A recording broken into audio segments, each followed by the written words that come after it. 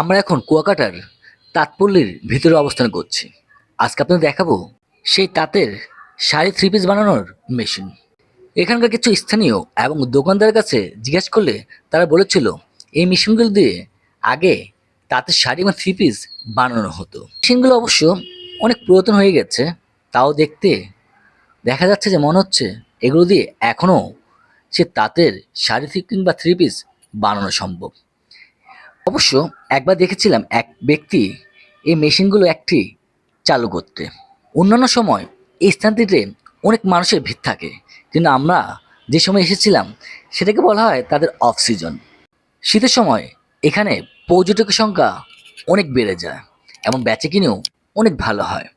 বাংলাদেশে তাঁতের পোশাকের ভালোই চাহিদা রয়েছে, এমনকি এসব পোশাক বিদেশেও রপ্তানি করা হয়। তা কেমন দেখলেন কুয়াকাটার সেই তাঁত পল্লীর তাঁত বুননের মেশিন?